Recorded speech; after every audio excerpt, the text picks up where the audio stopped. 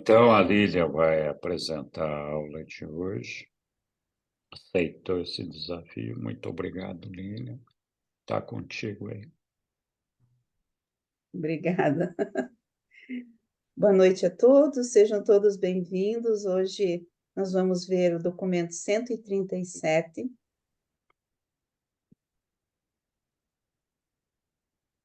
Então, os tópicos que nós vamos ver hoje, então, essa aula é dividida em duas partes. Hoje nós vamos ver a escolha dos 4 primeiros apóstolos, a escolha de Filipe e Natanael, a visita a Cafarnaum e o matrimônio em Caná. Então, são essas 4 partes que nós vamos ver hoje.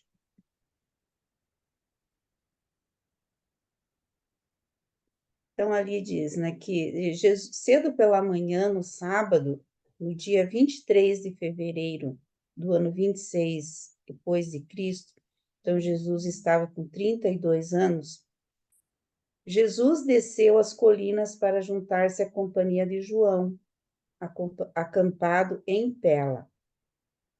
Durante todo aquele dia, Jesus misturou-se à multidão, cuidou de um menino que se havia ferido em uma queda e viajou a um lugarejo vizinho de Pela para entregar a criança com segurança nas mãos dos pais dela.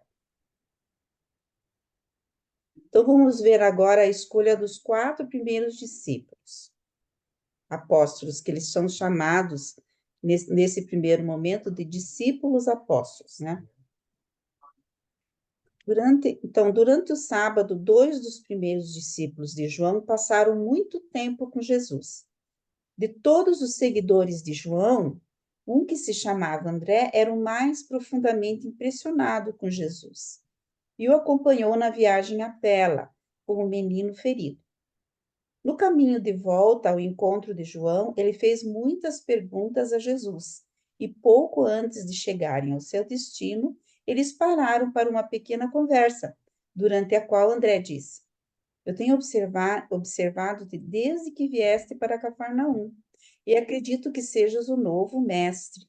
E mesmo não entendendo todos os teus ensinamentos, eu me decidi inteiramente por seguir-te. Eu me assentaria aos teus pés para aprender toda a verdade sobre o novo reino.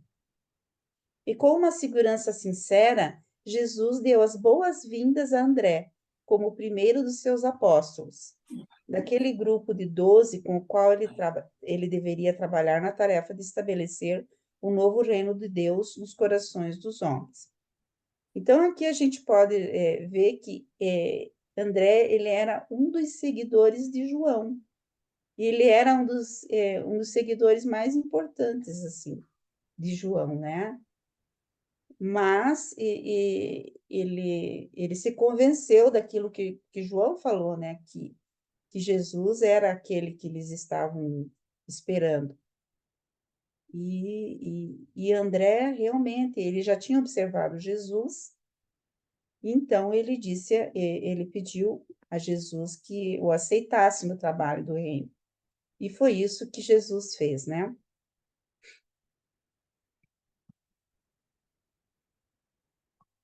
André vinha observando silenciosamente o trabalho de João e acreditava sinceramente nele. E tinha um irmão muito capaz e entusiasta, chamado Simão, que era um dos discípulos principais de João. Em verdade, não seria um engano dizer que Simão era um dos principais esteios de João Batista, né? Então, tanto André quanto Simão, que depois Jesus iria dizer que se chamava Pedro, né? Ia colocar um apelido em Simão e ficou Pedro. Eles pertenciam aos discípulos de João Batista. Logo que Jesus e André voltaram para o campo, André procurou Simão, o seu irmão, e levando-o para um lado, informou-lhe estar convencido de que Jesus era o grande mestre e que se havia engajado como discípulo. Dizendo que Jesus havia aceitado a sua oferta de serviço, André sugeriu também a ele, Simão, que fosse a Jesus oferecer-se para emanar-se no serviço do novo reino. Simão disse: Desde que esse homem veio trabalhar na oficina de Zebedeu, que eu sempre acreditei que ele fosse enviado por Deus. Mas e João? Vamos abandoná-lo? Seria a coisa certa a fazer? E então concordaram em ir imediatamente consultar João. João ficou entristecido com o pensamento de perder dois dos seus conselheiros, mais capazes, e dois promissores discípulos, mas bravamente respondeu às perguntas deles, dizendo: Isso não é senão o começo. Logo meu trabalho terminará e todos nós nos tornaremos discípulos dele. Então, ali, Simão também se convenceu. Logo que André falou, né? Simão também disse que já tinha observado Jesus e que também achava, né?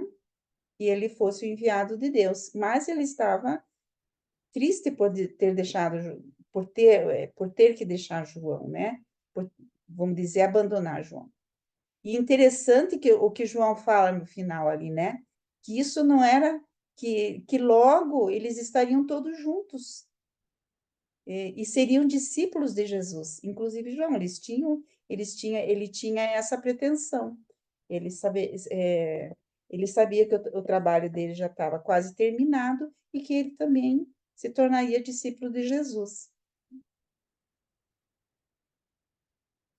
Em seguida, André assinou a Jesus para que se aproximasse, enquanto ele anunciava que o seu irmão desejava aderir ao serviço do novo reino.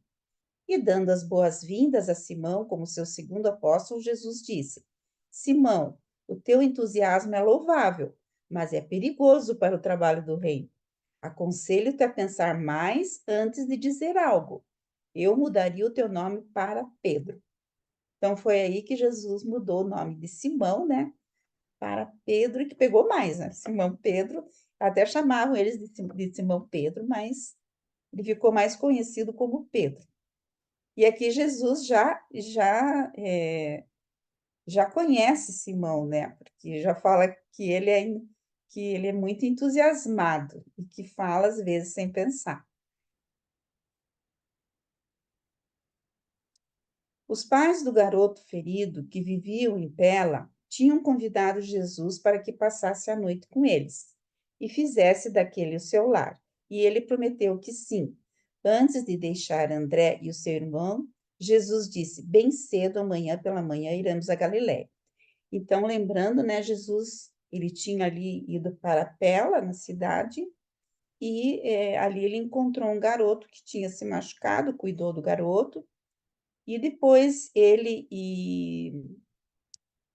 e André levaram o garoto até as cercanias da cidade, ali perto de Pela, e, e quando ele chegou lá para levar o garoto que estava machucado, que tinha sido tratado por Jesus, eles convidaram Jesus para passar a noite lá, e ele aceitou e disse para os dois que no dia seguinte eles iriam para a Galiléia. Depois que Jesus havia voltado a Pela para passar a noite, e enquanto André e Simão estavam ainda discutindo sobre a natureza do seu serviço no estabelecimento do reino que viria, Tiago e João, os filhos de Zebedeu, acabavam de chegar da sua longa e inútil procura por Jesus nas colinas. Quando ouviram Simão Pedro contar que ele e seu irmão André haviam tornado-se os primeiros conselheiros aceitos no novo reino e que estavam para ir com seu novo mestre no dia seguinte, bem cedo para a Galiléia, Tiago e João, ambos ficaram tristes. Eles haviam conhecido Jesus já há algum tempo e o amavam. Tinham procurado por ele durante muitos dias nas colinas, e agora que retornavam, ficavam sabendo que outros tinham sido preferidos antes deles. Perguntaram aonde Jesus tinha ido e apressaram-se para encontrá-lo. Então, vejam, o Tiago, eles ficaram 40 dias procurando Jesus, porque logo que Jesus foi para as colinas e não aparecia, quase 40 dias pelo menos, eles ficaram procurando Jesus por muito tempo, inclusive estiveram perto de onde Jesus estava, mas não encontraram Jesus. E daí, quando eles voltaram, Jesus já tinha escolhido André e Simão, e eles ficaram muito indignados. Como assim?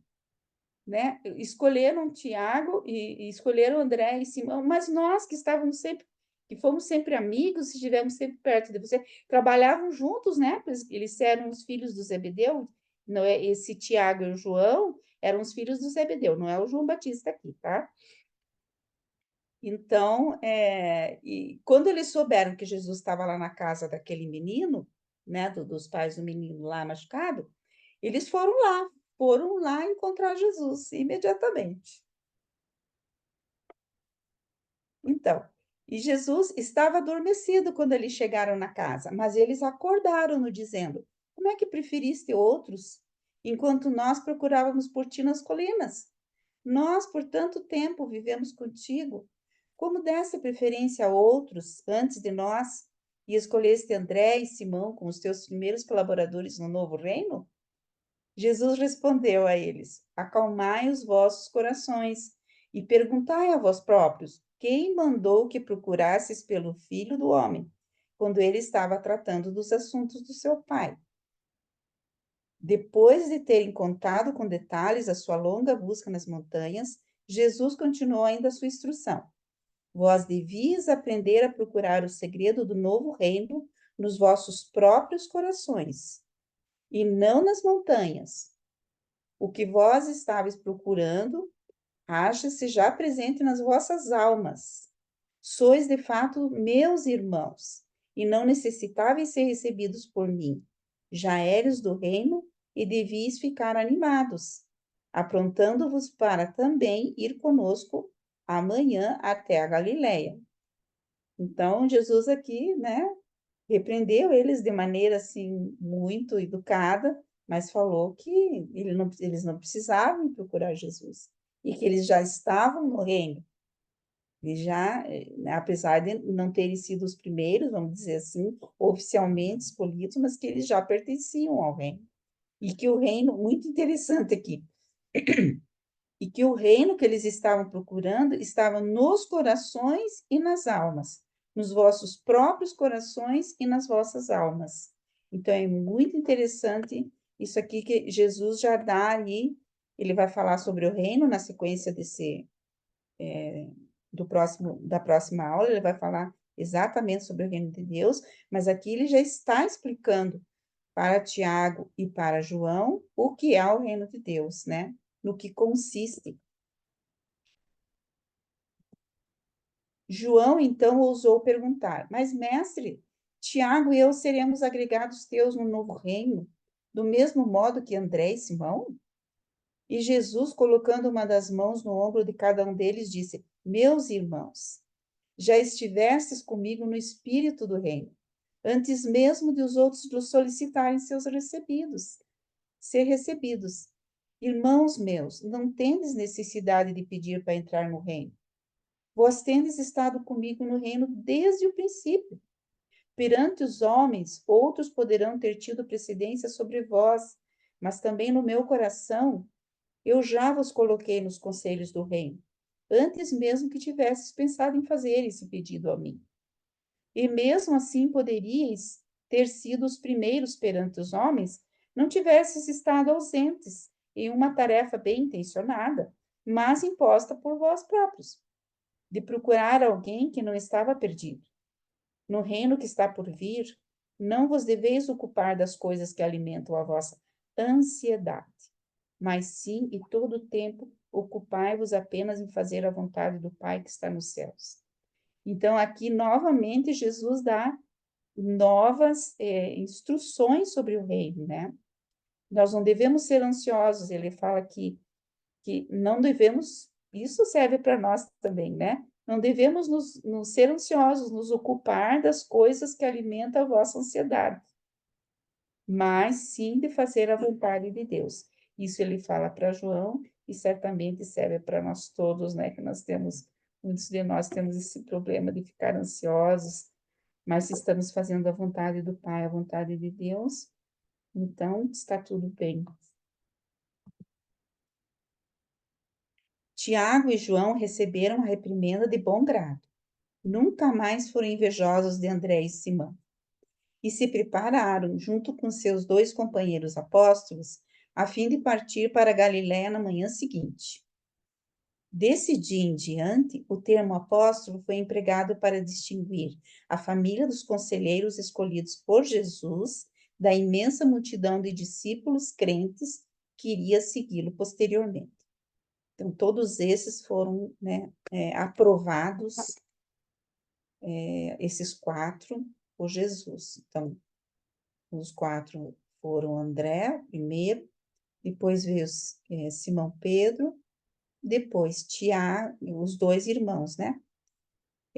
Que moravam em Cafarnaum, também trabalhavam lá. Depois, João, Tiago e João, que também eram irmãos, e filhos de Zebedeu, que trabalhavam com Jesus há muitos anos, lá na marcenaria, né, na oficina de barcos de Zebedeu. Tarde naquela noite, Tiago, João, André e Simão mantiveram uma conversa com João Batista. E com lágrimas nos olhos, mas a voz firme, o valente profeta judeu entregou 2 dos seus discípulos principais para que se tornassem apóstolos do príncipe Galileu do reino, que estava para vir. Então, eles foram ali, era noite ainda, né? Mas eles foram se despedir de João. E João se despediu deles, sabendo que, né, eles iriam fazer ali a parte deles no apostolado junto a Jesus. E agora eu vou parar um pouquinho e vocês podem então colocar alguma dúvida, alguma pergunta que querem fazer, algum comentário, algo que chamou a atenção nessa primeira parte.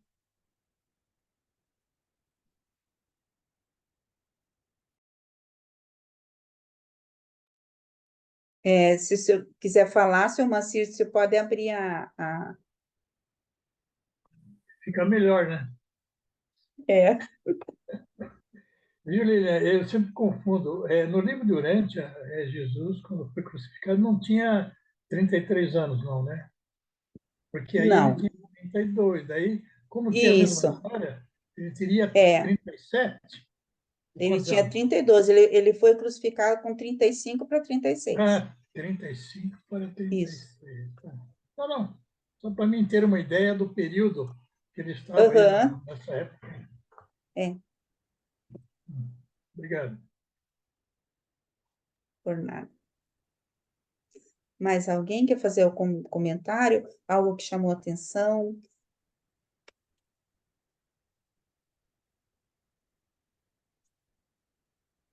Tudo certinho? Então vamos continuar.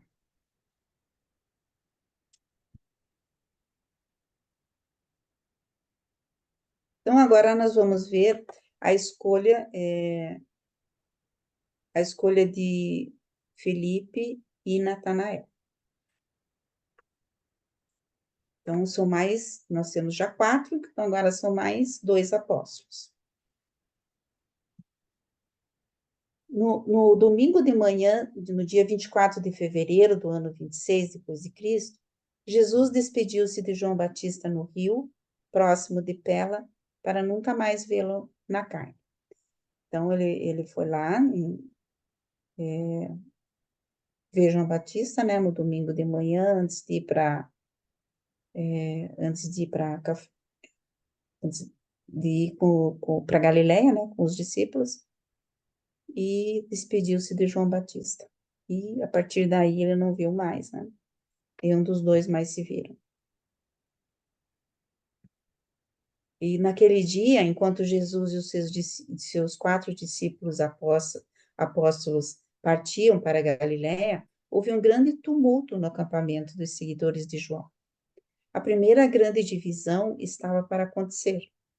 No dia anterior, João havia pronunciado a André e a Esdras positivamente quanto a Jesus ser o libertador. André decidiu seguir Jesus, mas Esdras rejeitou aquele carpinteiro de maneiras suaves de Nazaré, proclamando aos seus companheiros: o profeta Daniel declara que o Filho do Homem virá com as nuvens dos céus, em poder e em grande glória. Esse carpinteiro da Galileia, esse construtor de barcos de Cafarnaum, não pode ser o libertador. Pode vir de Nazaré uma tal dádiva de Deus? Esse Jesus é um parente de João e, por excesso de bondade de coração, o nosso instrutor enganou-se, que permaneçamos afastados desse falso Messias. Então, vejo que aí já começa uma primeira divisão, né? A divisão ali dos discípulos de João. Então, o André seguiu, né, a instrução de João, dizendo que era Jesus, aquele que eles esperavam, mas o Esdras não. O Esdras achou que não era, né? E como eles tinham um certo preconceito com Nazaré, achavam que de Nazaré não ia sair nada de bom, então ele achava que Jesus não era, que ele era um falso Messias.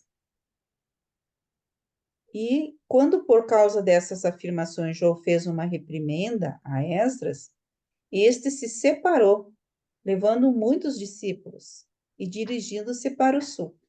E esse grupo continuou a batizar em nome de João e finalmente fundou a seita daqueles que acreditavam em João, mas que se recusavam a aceitar Jesus. Remanescentes desse grupo sobrevivem na Mesopotâmia até os dias de hoje. Então, pense, o Esdras ainda tinha um grupo que também acreditava que Jesus que não era Jesus, o libertador, né? Então, ele separou-se esse grupo vive até os dias de hoje. Eu fui procurar, né, esse grupo onde estavam e achei na Wikipédia, tem lá os discípulos ainda que seguem João.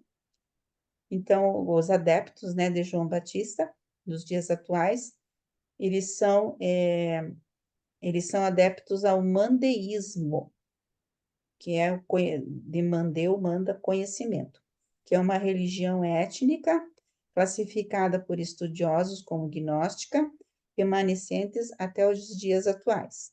Eles veneram João Batista como Messias e praticam o ritual do batismo. Então, eles acreditam que João é o Messias. Possuem cerca de 100 mil adeptos em todo o mundo, principalmente no Iraque. Então, vejam, esses ainda existem, né? Esses discípulos, né, do tal do Esdras lá, no caso, e que acreditavam que João Batista que era o Messias, né? Ainda hoje eles estão aí tendo nessa religião do mandeísmo. E vamos continuar aqui com a escolha do Filipe e do Natanael, né? Enquanto essa complicação fermentava entre os seguidores de João, Jesus e os seus 4 discípulos apóstolos adiantavam-se no seu caminho para a Galiléia. Antes de atravessarem o Jordão para ir a Nazaré, pelo caminho de Naim, Jesus, olhando para a frente, estrada acima, avistou um certo Filipe de Betsaida, que vinha na direção deles, com um amigo. Jesus havia conhecido Filipe há algum tempo, e esses também era muito conhecido de todos os 4 novos apóstolos. Ele estava com seu amigo Natanael, a caminho de visitar João em Pela, para aprender mais sobre a comentada vinda do reino de Deus. E ficou encantado de poder saudar Jesus. Filipe era um admirador de Jesus desde que este veio a Cafarnaum pela primeira vez. Mas Natanael, que vivia em Caná na Galiléia, não conhecia Jesus. Filipe adiantou-se para saudar os seus amigos, enquanto Natanael permaneceu à sombra de uma árvore à beira da estrada.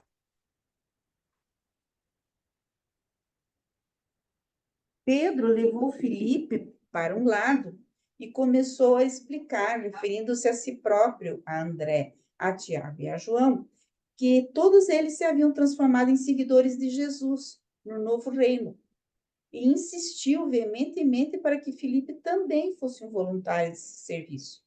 Filipe ficou em um dilema. o que deveria fazer. Aqui, de repente, em uma beira de estrada, perto do Jordão, aqui punha-se ele diante de uma decisão imediata sobre o mais importante questão de uma vida. Logo, ele entrou em uma conversa sincera com Pedro, André e João, enquanto Jesus delineava para Tiago a viagem da Galiléia e para Cafarnaum. Finalmente, André sugeriu a Filipe, por que não perguntar ao mestre? Então, veja aqui, né? Eles estavam indo para Nazaré, eles estão indo para Nazaré, na Galiléia. E eles encontraram o Filipe na estrada, o Filipe e o Natanael. E o Filipe já conhecia Jesus, mas o Natanael não. E o Pedro já foi arrebanhar mais um ali, né? Para ser seguidor de Jesus. Então, ele foi falar com o Filipe e insistiu para que o Filipe entrasse para o serviço do reino, né? Mas Filipe ali ficou indo, imagine, né? Chega o Pedro para perguntar para o Filipe, nossa, mas assim, de repente, vamos dizer assim, né? É uma escolha e tanto, uma escolha de vida, né? Uma decisão assim, de repente, fazer. Então, daí ainda o Pedro diz, vamos, o André, né, sugeriu para o Felipe, olha, vamos perguntar para Jesus, então, o que ele acha? E subitamente se deu, olha o subitamente, né? Subitamente, Felipe se deu conta de que Jesus era realmente um grande homem, possivelmente o Messias, e decidiu acatar a decisão de Jesus nessa questão.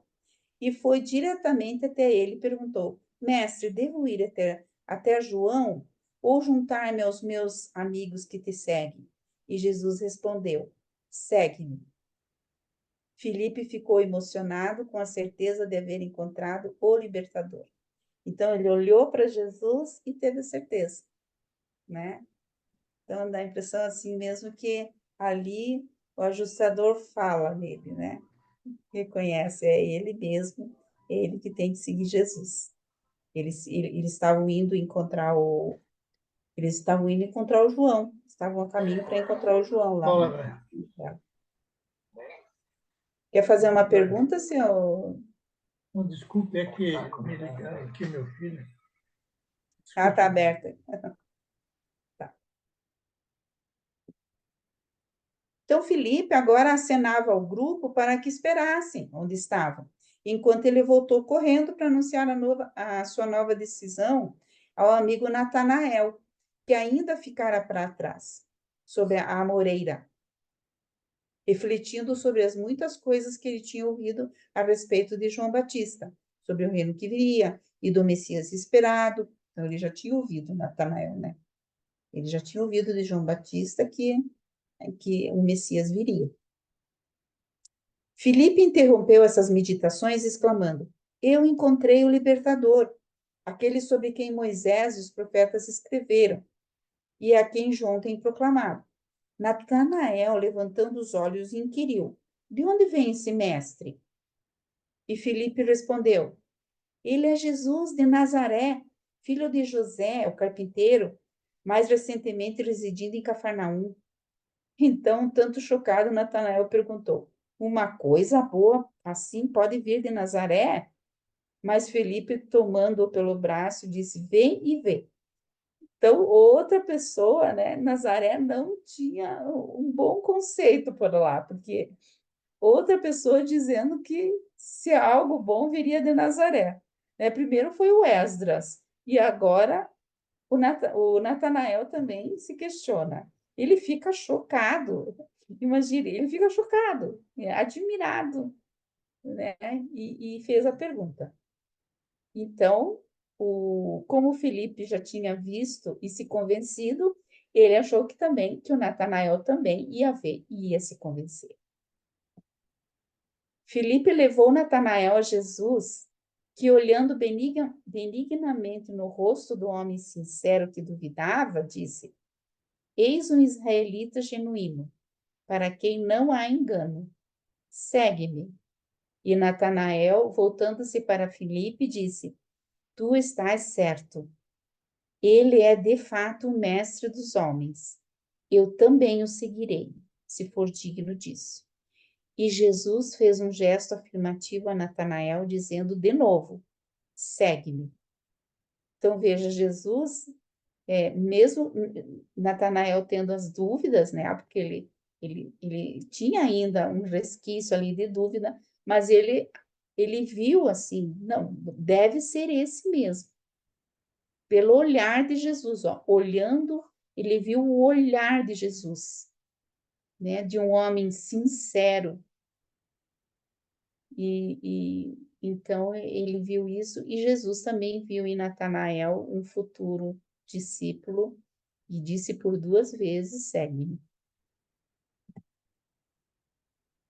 Jesus havia já reunido a metade do seu futuro corpo de colaboradores íntimos. 5 que já o tinham conhecido há algum tempo, e um estranho, o Natanael.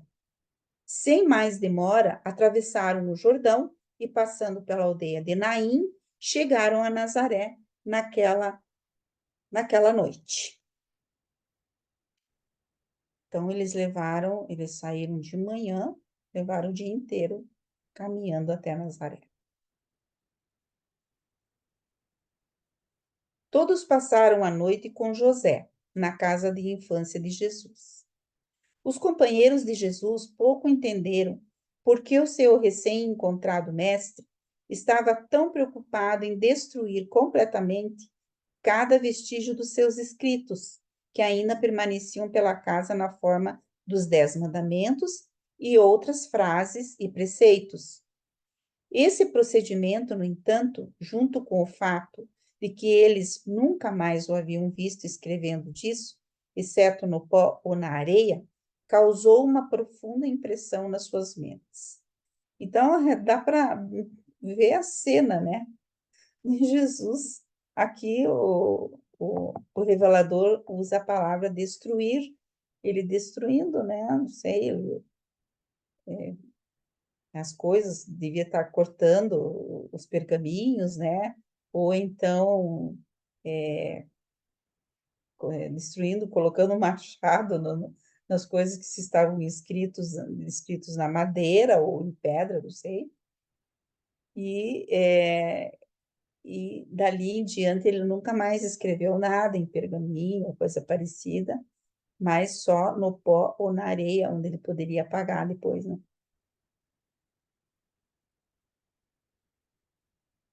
Vamos parar um pouquinho antes do próximo aí. Alguém tem alguma dúvida, quer falar algo, comentar aquilo que mais chamou a atenção, algo que não tinha percebido antes na leitura?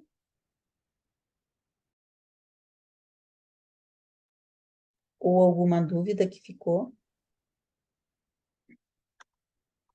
Oi, Lilian, Sofia.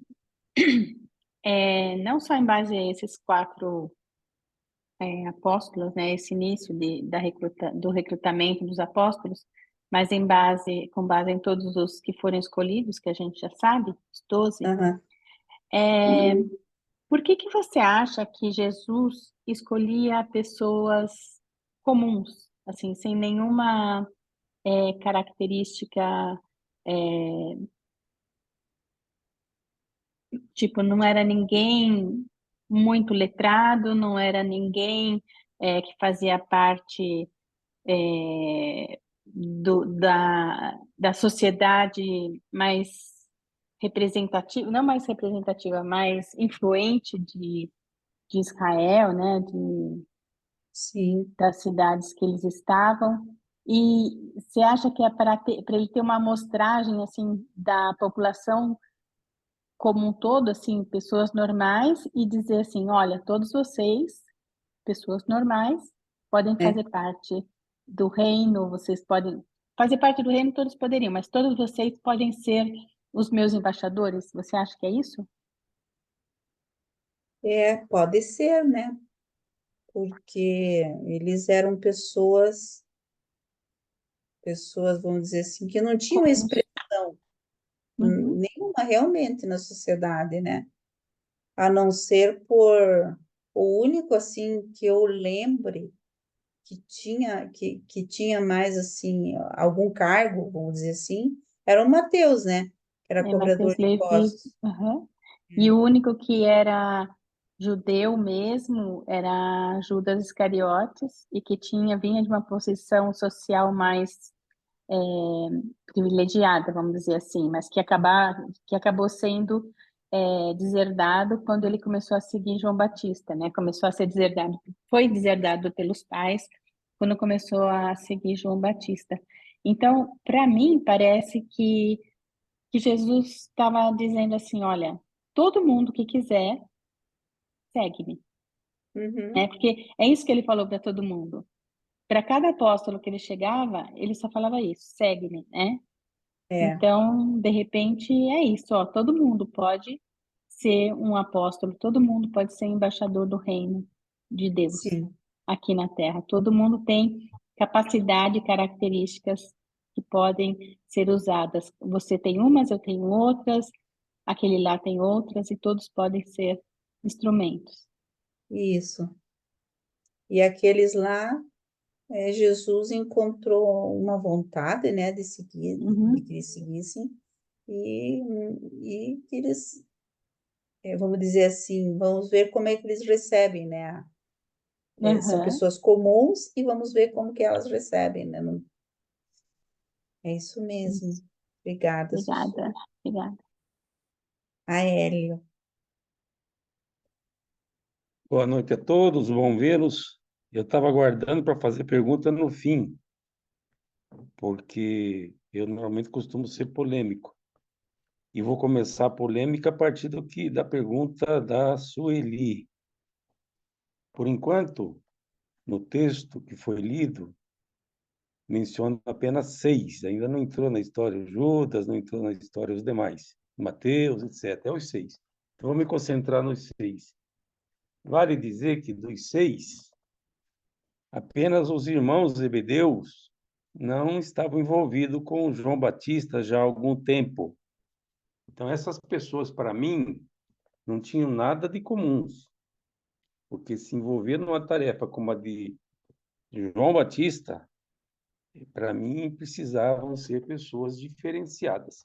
Mas, enfim, o texto é omisso, é apenas uma opinião como outra qualquer. E com relação aos dois irmãos Zebedeus, eles tinham Jesus como referência. Também, para criar polêmica, só esse é o meu objetivo, criar polêmica e fazer as pessoas refletirem, foi lido que João Batista tinha expectativa de se juntar a Jesus na obra, como sendo uma obra só.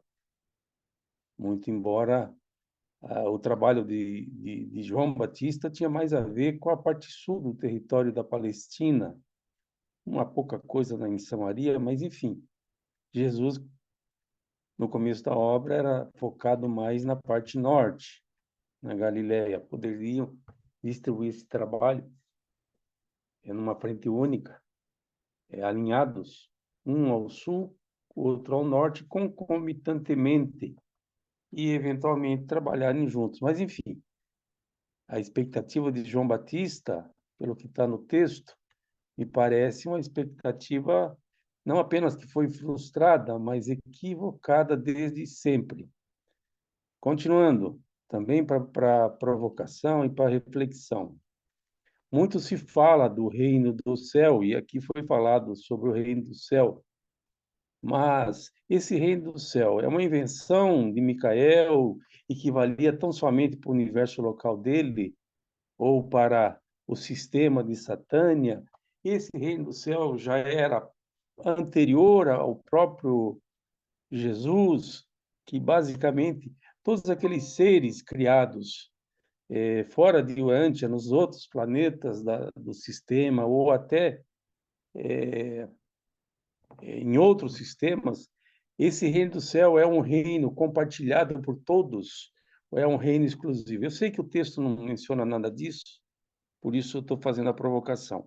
Obrigado. Eu tenho mais coisa, mas não vou monopolizar. Obrigado. Até mais. Obrigada, ela, tua participação, obrigada. Realmente, esse reino é para todos, né? Para todo o universo. para todos os universos, é o reino de Deus, é o reino do nosso Pai.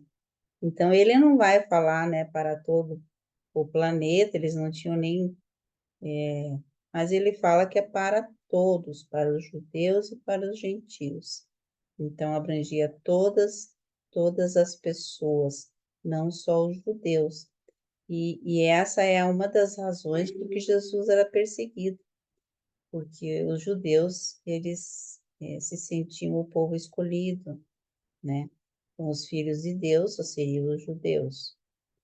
Mas não, Jesus veio dizer que o Pai eterno, Deus, era Pai de todas as pessoas. E, na sequência, até de todos, de todo o universo, né? E o reino do céu, ele diz que o reino do céu está no coração dos homens, quando fazem a vontade de Deus. Então, aquele que faz a vontade de Deus já está no reino, né? Sua alma já está no reino. Mais alguém? Então, continuemos. Eu acho que só um minutinho sobre a Tá, pergunta do Aélio. tá bom.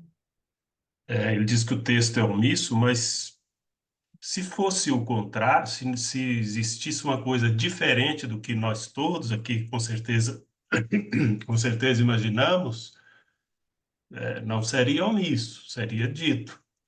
Então, você disse aí que é para todos, para judeus e gentios, mas muito mais, para durante anos, todo o sistema, toda Isso, constelação e todo o universo. Pelo menos, porque diz que fala o livro, né? verdade.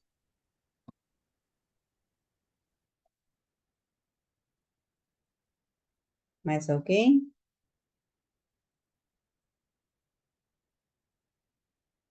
Então, continuemos.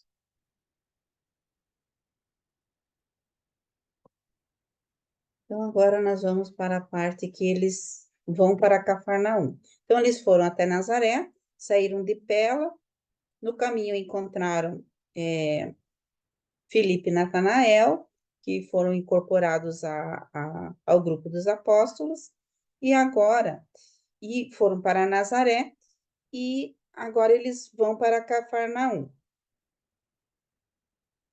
No dia seguinte, Jesus enviou os seus apóstolos para Caná, já que todos eles haviam sido convidados para as bodas de uma donzela proeminente daquela cidade, enquanto ele se preparava para fazer uma rápida visita à sua mãe, em Cafarnaum, parando em Magdala para ver o seu irmão Judá. Então, aqui eu pus um mapinha, né? Então, aqui, na realidade, os apóstolos foram para Caná, que fica ali à esquerda do mapa, e Jesus ia passar em Cafarnaum para fazer uma visita para a mãe dele, e ele ia parar em Magdala também, que não está ali no mapa, né? Mas que era pertinho, para ver o Judá, que era um dos irmãos de Jesus. Antes de deixar Nazaré, os novos seguidores de Jesus contaram a José e aos outros membros da família de Jesus sobre os maravilhosos acontecimentos recentes e deram livre expressão às suas crenças de que Jesus era o libertador, há muito esperado. E esses membros da família de Jesus conversaram sobre a questão e José disse: talvez, afinal, a nossa mãe tivesse razão. Pode ser que o nosso estranho irmão seja o rei que virá. Então, eles estavam ali ainda achando que Jesus ia inaugurar, ia ser o novo Messias libertador do povo de Israel, né? E os seguidores conversaram com José lá em Nazaré, né? Com José, e eles falaram que estavam falando para José, né? Olha, que eles acreditavam que Jesus era o Messias, que ele iria libertar, e como Maria já tinha conversado com os filhos, né, de que Jesus seria um libertador, eles também achavam que Jesus tinha que ser o libertador. Judá tinha estado presente ao batismo de Jesus e, com seu irmão Tiago, passaram a acreditar firmemente na missão de Jesus na terra. Então, vocês lembram que quando Jesus foi batizado, ele levou o Tiago e o Judá. Então, eles estavam lá e viram toda aquela cena, né? Do batismo de Jesus. Se bem que tanto Tiago quanto Judá estivessem ambos muito confusos quanto à natureza da missão do seu irmão, a mãe deles tinha feito renascer as suas primeiras esperanças em Jesus como o Messias, o filho de Davi, tendo encorajado seus filhos a ter fé no seu irmão como o libertador de Israel. Então era isso que Maria ensinava para os filhos, né? Jesus chegou em Cafarnaum na segunda-feira, à noite, mas não foi para sua própria casa, onde viviam Tiago e sua mãe. Ele foi diretamente para a casa de Zebedeu. Todos os seus amigos em Cafarnaum perceberam uma grande e agradável mudança nele. Uma vez mais, parecia estar relativamente alegre e mais parecido consigo próprio, como havia sido em seus primeiros dias em Nazaré. Durante anos, antes do período do seu batismo e do isolamento, um pouco antes e um pouco depois, ele ficara mais reservado e contido. Agora, para todos, ele parecia estar exatamente como antes. Havia nele algo de importância majestática, de aspecto elevado, mas, de novo, ele encontrava-se de coração leve e cheio de alegria. Tanto que Jesus, depois, ele foi para o Monte Hermon, né? Ele encontrou-se lá, vamos dizer assim, conversou ali com os inimigos, né? Com Caligástia, com o Satã ali, representando Lúcifer, teve toda vamos dizer assim, aquela conversa com eles e tudo, e depois ele desceu do Monte Hermon, foi batizado, depois ele voltou para o Monte Hermon, então ele estava tinha tido decisões muito importantes na sua vida ali, né? E todo o trabalho que ele iria fazer também, ele ficou muito tempo assim, longe, meditando, refletindo, conversando com Deus, preparando o trabalho, e agora ele se sentia pleno, porque ele sabia como ele ia fazer as coisas, né? E as pessoas ouviam que ele estava mais com o coração leve. Aqui o revelador fala, né, que eles sentiam ele com o coração leve e cheio de alegria. Então, estavam todos esperançosos que Jesus vinha finalmente para declarar-se como sendo o Messias. E então Maria estava emocionada com essa expectativa. Ela sentia em antecipação que a promessa de Gabriel estava próxima de cumprir-se. Finalmente, né? Depois de tantos anos vendo Jesus e às vezes fazendo coisas que ela não entendia, ela sempre pensava, né, naquilo que Gabriel tinha prometido para ela, que Jesus seria um grande homem. Então ela esperava que toda a Palestina logo ficasse surpreendida e assombrada com a revelação miraculosa do seu filho como o rei sobrenatural dos judeus. Mas as muitas perguntas que lhe faziam Tiago, Judas, Zebedeu e sua própria mãe, Jesus apenas retorquia sorrindo. É melhor que eu permaneça um pouco por aqui. Devo cumprir a vontade do meu Pai que está nos céus. Então, ele sempre falava para Maria, né?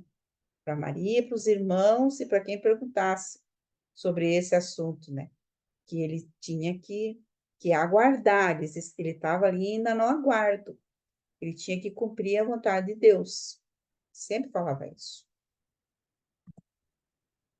E no dia seguinte, na terça-feira, eles viajaram todos para Caná, para o casamento de Naomi, que iria acontecer no dia seguinte. E apesar dos repetidos avisos de Jesus para que não dissesse nada a ninguém sobre ele, até que venha a hora do Pai, eles insistiram em espalhar a todos discretamente as novas de que havia encontrado o libertador. Cada um deles confiantemente esperava que Jesus assumisse logo a sua autoridade messiânica, já naquelas bodas de Caná, e que o fizesse com grande poder e grandeza sublime. Eles lembravam-se do que lhes havia sido dito sobre os fenômenos ocorridos no seu batismo, e acreditaram que o seu futuro caminho na Terra seria marcado por manifestações crescentes de maravilhas sobrenaturais e de demonstrações miraculosas. Então, veja, eles esperavam milagres, que Jesus fizesse coisas espetaculares. E, desse modo, toda a região estava preparando-se para reunir-se em Caná, na festa de casamento de Naomi e Joabe, o filho de Natã. Então, aqui no livro de Heranda, a gente tem os nomes, né, dos dois que casaram, né, Naomi e Joabe, e que eles eram filhos de Natã. Então, todos estavam esperando, toda a região estava preparando-se para reunir-se em Caná. Então, nós vamos ver que muitos convidados compareceram a esse casamento. Havia anos que Maria não tinha estado tão contente. Ela viajou a Caná com o espírito de uma rainha-mãe, em vias de presenciar a coroação do seu filho. Desde que Jesus havia feito 13 anos, a sua família e os amigos não o viam tão despreocupado e feliz, tão cheio de consideração e compreensão com os pedidos e os desejos dos seus companheiros, e compassivo de um modo tocante. E então todos sussurraram entre si, em pequenos grupos, perguntando-se sobre o que iria acontecer. O que essa estranha pessoa faria em seguida? Como iria ele anunciar a glória do reino vindouro? E estavam todos emocionados com o pensamento de que estariam presentes para ver a revelação do poder e do potencial do Deus de Israel. Então, veja, eles esperavam que Jesus, nessa festa de matrimônio lá em Caná, que ele se revelasse como o libertador, como um rei de Israel, como um Deus. Eles esperaram eles estavam bem esperançosos, né? Maria mais ainda, a Maria estava felicíssima. E Jesus também estava feliz e tal, mas ele via que tinha, assim, né, algo no ar. Ele sabia que estava vendo que há mais. E eles todos conversavam sobre o que tinha acontecido lá no batismo, né, nos milagres e tudo. Então, e vai acontecer uma coisa surpreendente na sequência, né? Então, nós vamos ver agora o matrimônio de Caná. Mas antes do matrimônio, vou abrir aqui para algum comentário, se vocês tiverem alguma pergunta, alguma dúvida, comentário. Hélio.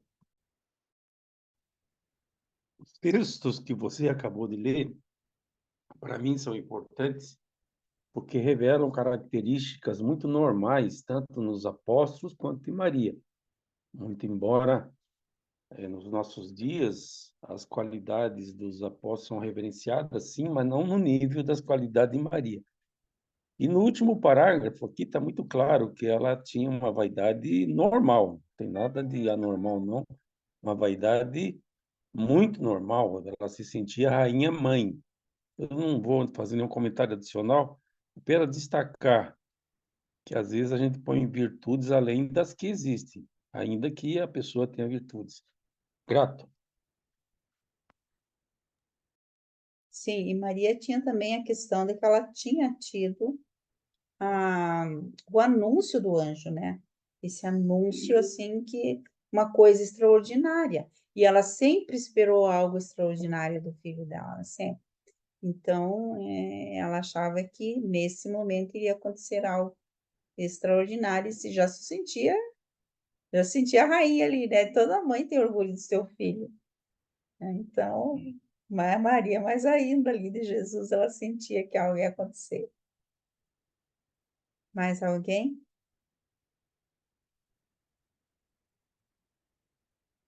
Eu queria fazer uma pergunta sobre esse Judas Zebedeu que cita no tópico, eu acho que é 3:5, se não me engano. Tópico 3, parágrafo 5, você viu? Me chamou a atenção.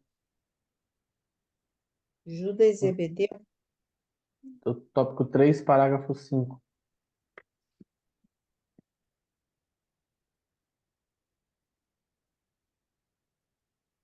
Judas e Tiago, mas as muitas perguntas que ele fazia, Tiago, Judas e Zebedeu. É mesmo.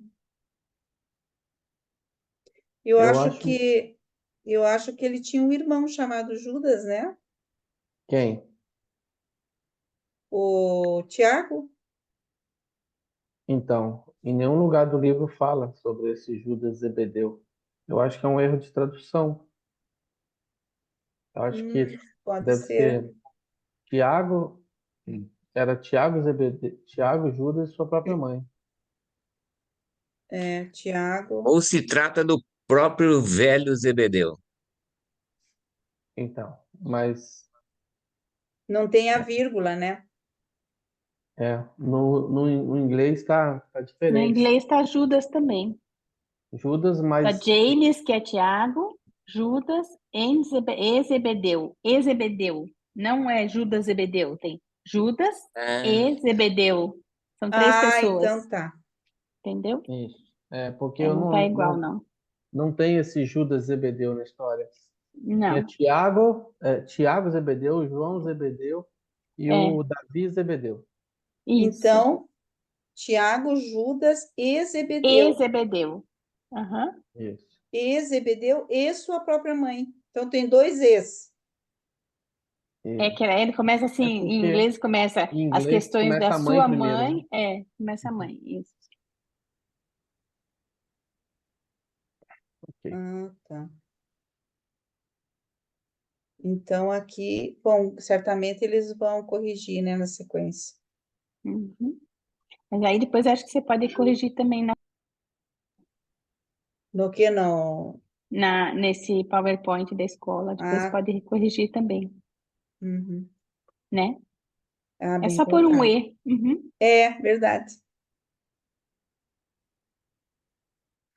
Mais alguém?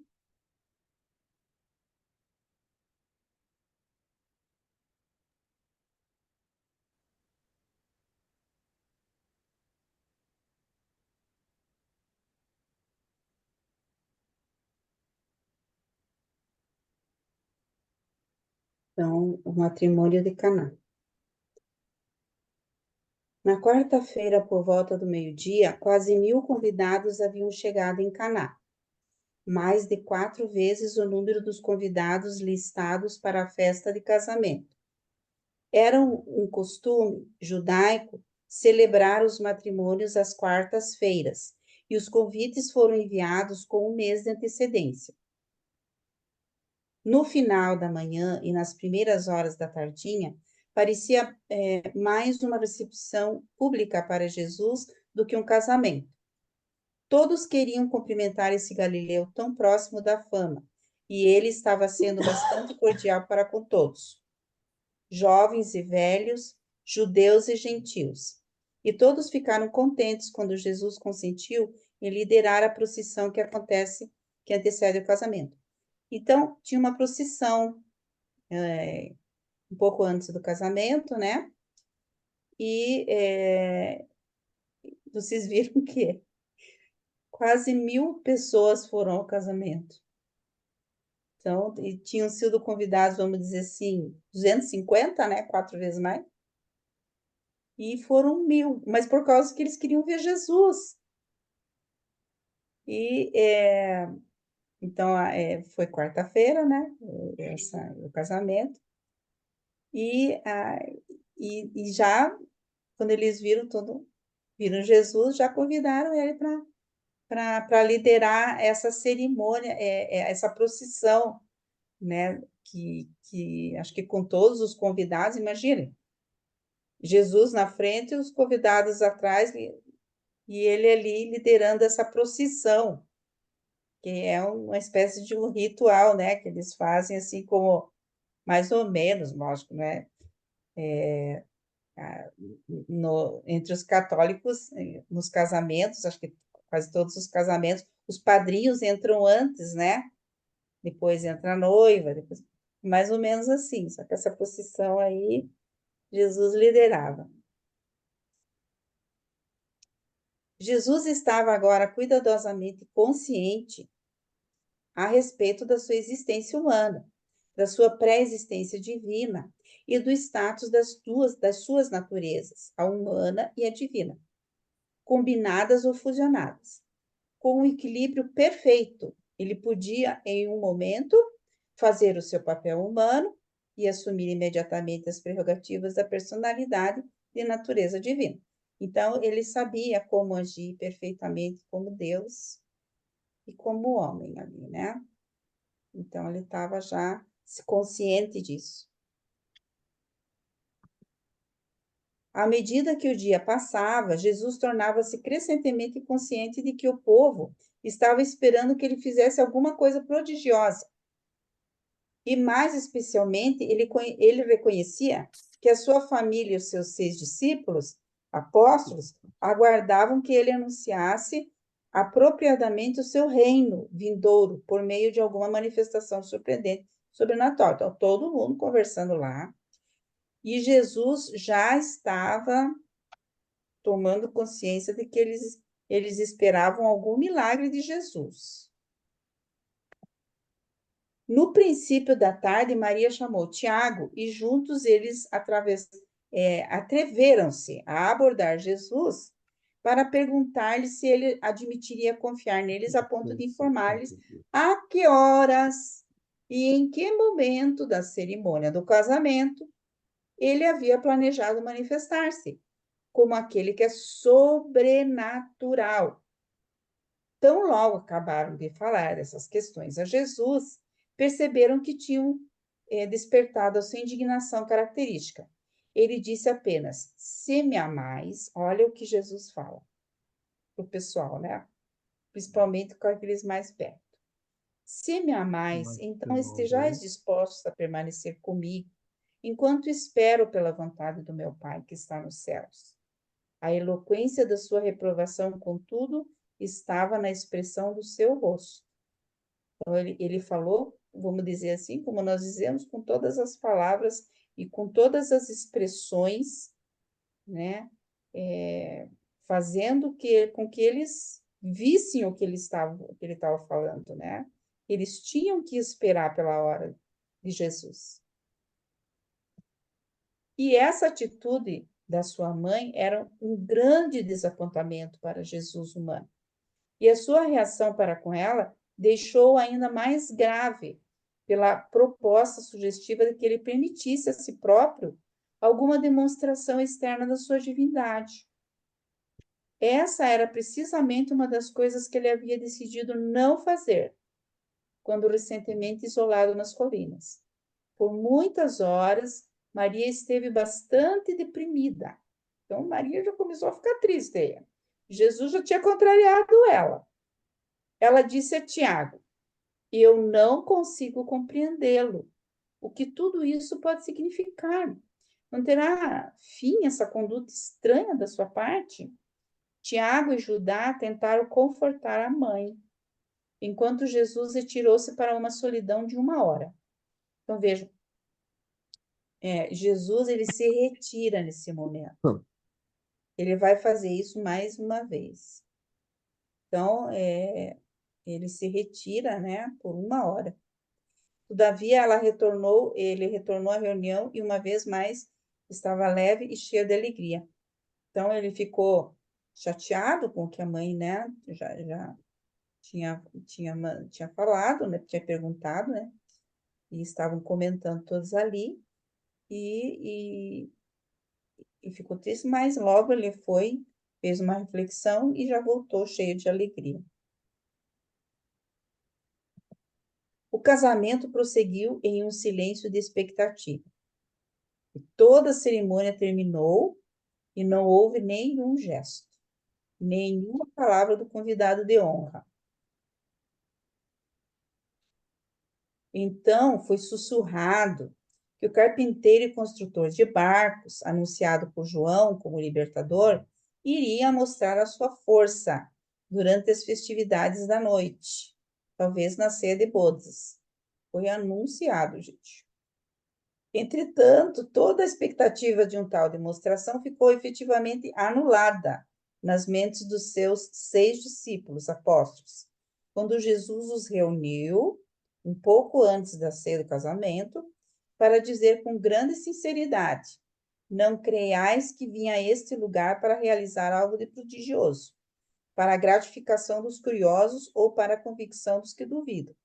Então, olha, Jesus, de novo, né? O pessoal estava esperando o milagre. Mas Jesus foi lá, reuniu os discípulos e disse: olha, não vou fazer nada de prodígios aqui. Mas, e ainda acrescentou: estamos aqui para esperar, aguardando pela vontade do nosso Pai que está nos céus.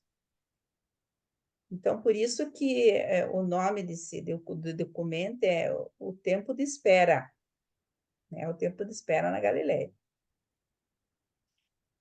No entanto, quando Maria e os outros o viram em consulta com seus companheiros, ficaram totalmente persuadidos nas suas próprias mentes de que algo de extraordinário estava para acontecer. E todos eles assentaram-se para desfrutar da ceia de casamento e da noite de bom festivo companheirismo. Então, a cerimônia do casamento terminou, eles começaram a anunciar que Jesus ia fazer algum milagre, mas nada. E daí Jesus foi falar com os apóstolos. Maria, então, achou que ele estava combinando ali com os apóstolos aquilo que ele iria fazer, o milagre que ele iria fazer. E diante disso, durante esse fato, eles foram se sentar para se alimentar, né? Para a ceia do casamento. E o pai do noivo havia providenciado bastante vinho para todos os convidados listados para a festa do casamento. Mas, como poderia imaginar, que o casamento do seu filho iria transformar-se em um evento tão intimamente ligado à esperada manifestação de Jesus como libertador messiânico, ele estava encantado de ter a honra de poder contar com o célebre Galileu entre seus convidados. Então, ele estava feliz, né, que tinha uma pessoa importante ali. Mas, antes que a ceia do casamento tivesse terminado, os serviçais trouxeram a ele a notícia desconcertante de que estava faltando vinho. No momento em que a ceia formal havia acabado e os convivas estavam perambulando no jardim, a mãe do noivo confidenciou a Maria que o suprimento de vinho tinha acabado. E Maria confiantemente disse: não te preocupes, vou falar com meu filho, ele vai ajudar-nos. E assim ela ousou falar-lhe, apesar da reprovação de poucas horas antes. O Maria pensou, mas é agora, vou falar para Jesus e ele vai ajudar. Mas e por que Maria falou isso? Vamos ver. Durante um período de muitos anos, Maria sempre se voltara a Jesus para pedir-lhe ajuda em cada crise da vida de seu lar, em Nazaré. E por isso era tão natural para ela que pensar que nele, nesse momento, que ele poderia ajudar ali, né, na questão do vinho. Essa mãe ambiciosa, entretanto, tinha ainda outros motivos para apelar a seu filho mais velho nessa ocasião. Jesus estava sozinho em um canto do jardim e sua mãe aproximou-se dele, dizendo: meu filho, eles não têm mais vinho. E Jesus respondeu: minha boa mulher, o que eu tenho a ver com isso? E Maria disse: mas eu acredito que a tua hora é chegada. Não podes ajudar-nos? Jesus replicou: de novo eu declaro que eu não vim para fazer nada nesse sentido. Por que me perturbas de novo com essas questões? Então, desmanchando-se em lágrimas, Maria suplicou: mas, meu filho, eu prometi a eles que tu irias ajudar-nos. Por favor, farás alguma coisa por mim? E então Jesus falou: mulher, por que tinhas de fazer tais promessas? Que não as faças de novo. Em todas as coisas devemos aguardar a vontade do Pai nos céus. Jesus insistia novamente pela quarta, quinta vez que tinha que esperar a vontade de Deus. Mas Maria estava ali, né? Se debulhando em lágrimas diante de Jesus que tinha prometido que ia ajudar com relação ao vinho. Maria, a mãe de Jesus, ficou abatida, atordoada mesmo. Enquanto ela permanecia ali, imóvel diante dele, com as lágrimas caindo em seu rosto, o coração humano de Jesus ficou dominado de compaixão pela mulher que o tinha concebido na carne. E, inclinando-se para a frente, ele colocou a sua mão ternamente na cabeça dela, dizendo: espera, espera, mãe Maria. Não sofras pelas minhas palavras, aparentemente duras, pois eu já não te disse muitas vezes que eu vim apenas para cumprir a vontade do Pai Celeste? Eu faria de bom grado o que me pediste, se fosse uma parte da vontade do Pai. E Jesus logo parou, hesitando. Maria pareceu sentir que alguma coisa estava acontecendo. Num pulo, ela jogou os braços em volta do pescoço de Jesus, beijou-o e correu para a sala dos serviçais, dizendo: fazei o que quer que o meu filho tenha pedido. Contudo, Jesus não havia dito nada, mas agora ele compreendia que havia já dito demais. Ou melhor, que havia imaginado, desejando por demais. E Maria dançava de júbilo. Ela não sabia como o vinho seria produzido, mas confiante acreditava que finalmente conseguira persuadir o seu primeiro filho a afirmar a sua autoridade, a ousar dar um passo adiante e reivindicar a sua posição, e a exibir o seu poder messiânico. E por causa da presença e da coligação de certos poderes e personalidades do universo, das quais todos os presentes ignoravam totalmente, ela não ficaria decepcionada. O vinho que Maria desejara e que Jesus, o Deus homem, fez por aspirar, humana e compassivamente, estava sendo produzido. Então, a gente se vê assim meio que com uma mãe querendo dar um empurrãozinho, né, para que o filho faça aquilo a que veio, né? Que ela achava que ele seria um libertador, uma pessoa que faria milagres, né? Faria prodígios. E ela tinha muita fé em Jesus nesse momento. À mão estavam 6 grandes potes de pedra, cheios de água, em cada um cabendo quase 80 litros. Essa água estava ali para ser usada nas cerimônias da purificação, no final da celebração de casamento.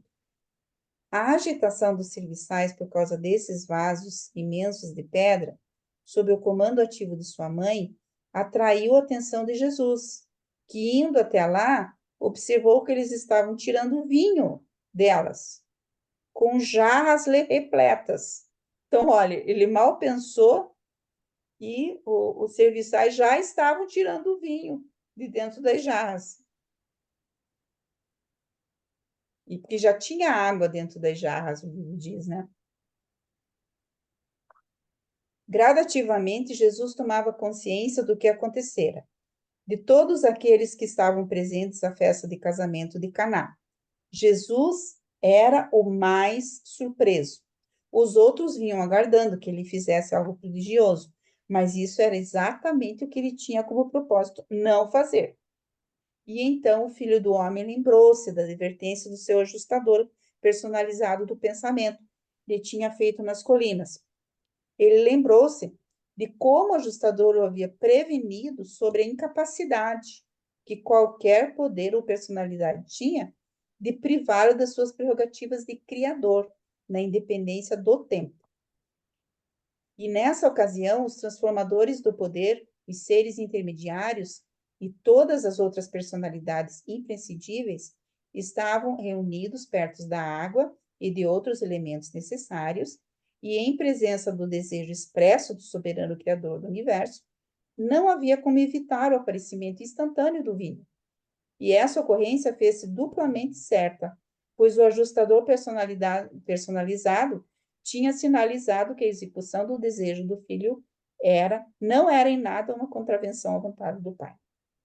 Então, Jesus desejou diante, né, da insistência de Maria, e apenas esse desejo foi o que logo aqueles seres espirituais, os intermediários, né, e todos os seres espirituais envolvidos, que tinham que estar envolvidos ali, fizeram que aparecesse o vinho.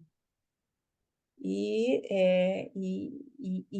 isso que aconteceu foi rapidamente, né, porque não houve a questão do tempo, e estava dentro da vontade de Deus, né? Porque o ajustador do pensamento veio e sinalizou que estava tudo bem, eles podiam fazer, e aconteceu. Mas Jesus nem sabia que tinha acontecido. Ele ficou surpreso. Mas isso em nenhum sentido era um milagre. Nenhuma lei da natureza foi modificada, abrogada ou mesmo transcendida. Nada aconteceu a não ser uma abrogação do tempo, em ligação com a reunião celeste dos elementos químicos necessários à elaboração do vinho. Em Caná, nessa ocasião, os agentes do Criador fizeram o vinho, exatamente pelo modo como é feito comumente, pelo processo natural, exceto que eles o fizeram independentemente do tempo, e com a intervenção de agências supra-humanas para reunir do espaço os elementos químicos necessários. E, ademais, se tornar evidente que a realização desse chamado milagre não era contrária à vontade do Pai do Paraíso, ou então não teria acontecido, posto que Jesus se submetia a si próprio para todas as coisas à vontade do Pai. E quando os serviçais tiraram esse novo vinho e o levaram ao padrinho, o mestre de cerimônias, ele o provou e chamou o noivo, dizendo: o costume é servir primeiro o melhor vinho, e depois, quando os convidados já tiverem bebido o bastante, oferecer o vinho do fruto inferior. Mas tu seguraste o melhor dos vinhos para o fim da festa. E Maria, os discípulos de Jesus, estavam grandemente jubilosos com o suposto milagre, pois pensavam que Jesus o tinha executado intencionalmente. Mas Jesus retirara-se para um canto abrigado do jardim e para pensar com seriedade por uns poucos breves momentos. Então Jesus se retira, né? Porque ele fica atônito com tudo que aconteceu. Finalmente ele havia decidido que o episódio acontecera fora do seu controle pessoal, dadas as circunstâncias, e que, não sendo adversa à vontade do Pai, tornara-se inevitável. Quando retornou ao povo, foi olhado com temor. Eles todos acreditaram nele como sendo o Messias. Contudo, Jesus estava dolorosamente perplexo, sabendo que eles acreditaram nele apenas por causa da ocorrência inusitada que acabavam inadvertidamente de presenciar. De novo, Jesus retirou-se para uns momentos no terraço, de modo que pudesse pensar em tudo. Então, a gente vê como Jesus, ele não tinha, assim, ele se retirava quando ele estava, assim, triste ou pensativo, mesmo o que tinha acontecido não era o que ele pensava, né? Ele se retirava para para refletir sobre tudo. E agora, afinal, Jesus compenetrava-se totalmente de que devia ficar constantemente em guarda, para que a indulgência da compaixão e da piedade não se tornasse responsável por repetidos episódios desse tipo. Contudo, muitos eventos com essa mesma característica ocorreram, antes que o Filho do Homem deixasse finalmente a sua vida mortal na carne. E aqui terminamos essa parte, né? E agora eu abro para os comentários, para as dúvidas, e tem bastante coisa, né,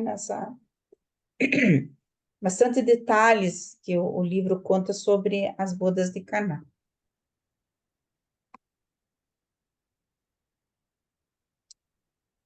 Oi, Daniela, de falar.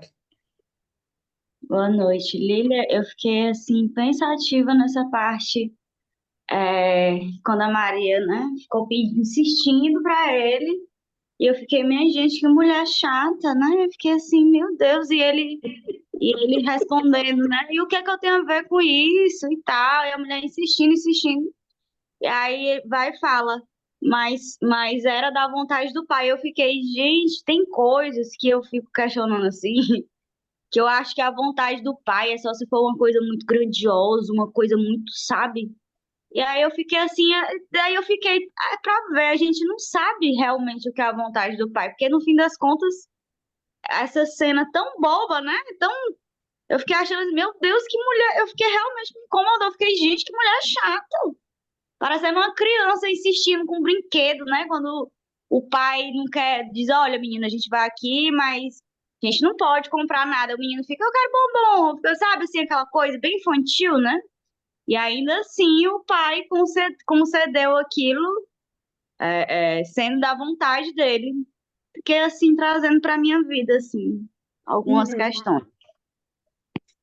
Obrigada, Daniela. Porque às vezes acontecem coisas que a gente pensa, né? Nossa, mas por que será que está acontecendo isso? Mas tudo tem um propósito, principalmente se a gente ora, se a gente pede, né? A gente vê que é aquela história, né? Às vezes, eu acho que na maioria das vezes, né? É o pai que está ali na nossa vida. Roberto, Olha, parabéns, Roberto. ó, o que mais me impressionou foi a Oi. presciência de Maria. Ela tinha uma sensibilidade. Ela ouviu Jesus dizendo: se for, eu desejaria fazer o que você me pede, se fosse da vontade do Pai. Então, ela abraçou ele, ela sabia que ia acontecer. De alguma maneira, Maria, a alma dela, percebia que aquilo ia acontecer. E isso, para mim, é uma sensibilidade de alma, uma intuição de mãe, um sexto sentido de mãe. Eu também vejo assim, até eu comentei sobre a fé, né? Ela tinha fé ali em Jesus, ela acreditava, mesmo porque ela tinha tido o anúncio do anjo. Então, ela sabia que Jesus ali, que já tinha acontecido algo, então ela já estava sabendo, né? No batismo de Jesus ali por João. Então, certamente algo grandioso estava para acontecer, porque todos esperavam, todo mundo já estava esperando, eles acreditavam muito em milagres, né, em coisas prodigiosas, como atualmente, e esperavam também um libertador, porque sofriam nas mãos dos romanos, isso é certo. Então, Maria tinha sempre teve isso no coração, né? Ela sempre achava que Jesus seria um grande rei, e tinha fé em Jesus. E quis dar um empurrãozinho, apesar de, às vezes, mãe, eu acho que parece-me que as mães judias são assim mesmo, né? Elas tentam conduzir os filhos ali.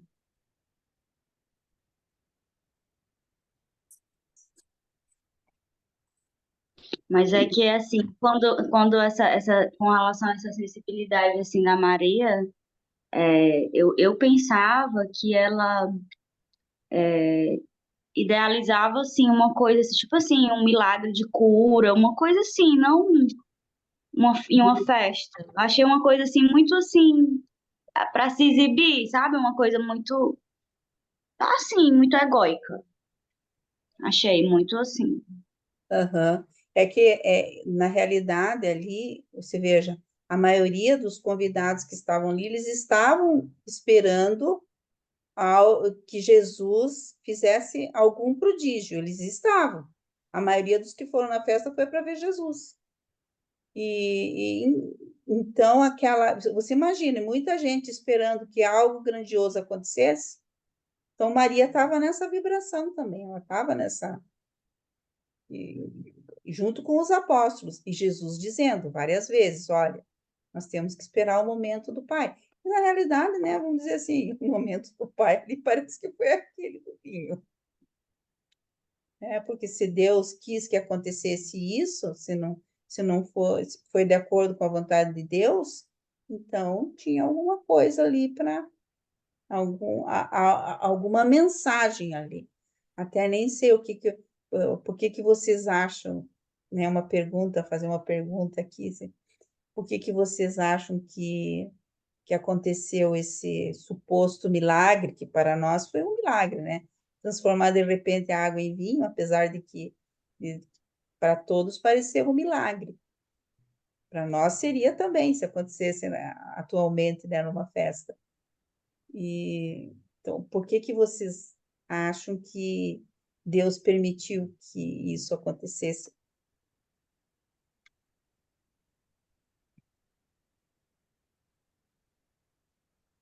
A espera, eu acho que era outra, né, Lili? E não o vinho, o próprio vinho, talvez para a gente aí hoje seja uma coisa assim vulgar. Tudo bem, foi um acontecimento, foi um milagre, né, do vinho, mas talvez a gente estivesse esperando uma manifestação, como alguém falou aí, uma cura, alguma coisa assim, né? Então, o fator do vinho, é que eu acho que o pessoal fala, pô, mas o vinho, os caras foram beber mais vinho, entendeu? Talvez seja por causa disso só. É porque eles estavam ali num apuro, né? Tinha acabado o vinho, eles não esperavam tantos Mas convidados. será que só tinha isso de problema naquela época, numa multidão daquela? Um Aham, milagre não poderia. Eu não estou afirmando isso. Eu estou aham, dizendo que o fator do vinho é que causa esse problema. Poderia ser uhum, algo assim, um milagre também, mas de forma sim. diferente, né? Uma coisa mais, né? Uma coisa maior. Uma cura, uma, Uhum, sei lá, alguma coisa. Então é exatamente por isso que a gente fica meio assim, né? Pô, mas o aham, vinho, é, para quem não bebe, né? Quem toma um vinhozinho, numa é, festa tem um cálice de vinho, tomaram tudo. Daí transformaram mais, transformaram não, foi transformado, né? Toda é, aquela água em vinho, né? ia ter mais vinho. Ah, Hélio. Então, qualquer coisa que se diga é meramente especulativo. Mas eu estou alinhado com a Dani, porque eu tenho uma formação católica. Na minha formação católica, Maria não tinha pecado nenhum, nem antes, nem durante, nem depois, e que ela não tinha esses sentimentos de De orgulho, rainha mãe, né? esses sentimentos de orgulho, essas coisas todas, de, né, se achar mais que os outros, que eu sou a rainha mãe, essas coisas todas. E o livro de Urântia, para mim, revelou algumas coisas que me deixaram desapontado em relação a Maria. Não que isso diminua as virtudes dela, mas não são tantas virtudes quanto eu fui ensinado na minha meninice. De fato, o que aconteceu lá, a explicação que o próprio livro de Urântia dá, é que dominava o tempo, dominava os elementos, que em minutos aconteceu tudo, que um processo normal. Toda essa explicação me faz acreditar que houve sim um milagre, ainda que Jesus não tenha intervido, não seja um milagre de Jesus, nesse sentido. Eu não consigo entender que Jesus tenha praticado esse milagre, mas que houve um milagre, sim. Então, na medida que você entenda que milagre é um evento sobrenatural, houve um evento sobrenatural, houve sim um milagre. E se acontecesse igual ao que aconteceu lá em Caná nos nossos dias, seria também um milagre. Seria também um milagre. Com tudo que a gente domina a tecnologia, com tudo que a gente sabe mais, seria um evento sobrenatural. Então, eu não tenho a menor dúvida, até pelo livro Durante, que houve sim um milagre. Só não atribuo a Jesus. Mas eu queria aproveitar para voltar naquele assunto do reino do céu, porque nos 7 superuniversos tem 700 mil Micaéis, tem 700 mil universos locais. E aí, a gente fala que tem o reino material, tem o reino espiritual, e se convence de que esse reino espiritual é um só, para os 7 superuniversos, pode até acrescentar a Vona, enfim. Mas, enfim, a partir do que os textos do livro de Urântia falam a respeito do reino do céu, sugere que não tem essa extensão toda. Assim, que o reino do céu não é um só. Aí você tem que entrar em conta que o nosso Micael é 1 em 700 mil, ele não seria o soberano, enfim. Mas é tudo especulativo, eu reitero, é tudo especulativo, mas é uma coisa interessante. Grato. Obrigada, Ellen.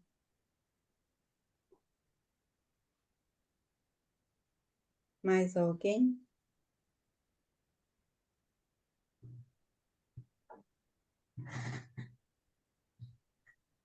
Então, vamos. Eu agradeço, né, a participação de todos.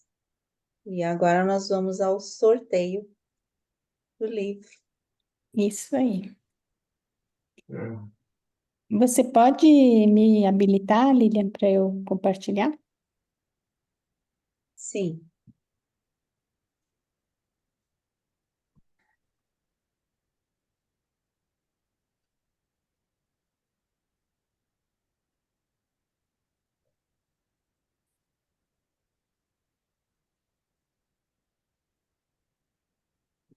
Tá, certo? Acho que sim, estão vendo? Tá. Então, só para ver quem está na listinha aqui. Neemias, Moacir, Aélio, Bernadette, Cristiane, Ivanil, Mantovani, Liane, o Luciano estava até agora há pouco, então eu vou deixar. Maria Alanes, Roberto, Roseli, Zé Rodrigues, Lilian e Daniela Lopes. Tá certo? Certo. Tá, tira o meu que eu já fui sorteada já, contemplada já. É, Tá eu bom. também. A Lilian também. Também. Quem falou? Zé Rodrigues. Zé Rodrigues. Mais alguém? Pessoal, se vocês já foram sorteados, vocês também podem, se ganharem de novo, fazer doação do livro de vocês, Isso, é. Uhum. né? Que é legal também. É verdade. Ah, então deixa o meu. Ok.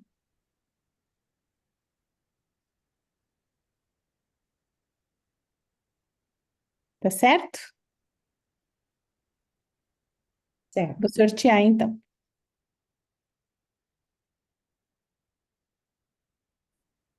Gente, eu sempre apoio nesse negócio. É só clicar uma vez. Isso. Maria Lanes. Ito, parabéns, Marilanes. Que legal. Foi eu. Meu Deus. Aham, Mas que legal. eu tava com muita vontade de ganhar esse livro.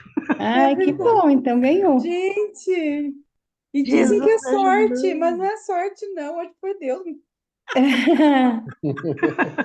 Que legal. O que uma filha de Deus deseja e é da É, vontade do Pai acontece. É eu, isso aí. é É isso verdade. aí. Ai, que Ai, bom. Roberto, Obrigada, parabéns. obrigada, Maria obrigada, Alanes, obrigada. parabéns. E parabéns para o Roberto também, que hoje é É, hoje é aniversário dele. aniversário, é. Obrigada. Parabéns. Meu presente de 80 anos. Olha que legal. Parabéns. Ai, que bacana, Maria Alanes, parabéns. Então, Maria, depois você me passa o WhatsApp com o seu endereço para a gente poder enviar o livro, tá bom? Tá bom. Então, Pode pôr qual lugar que eu ponho? Ali no...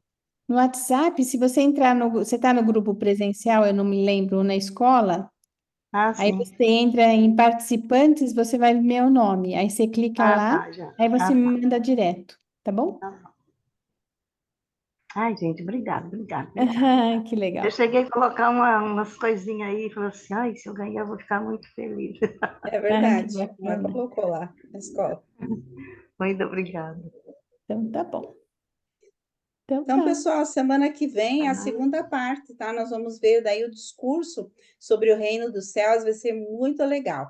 Então, eu espero que todos participem a semana que vem também.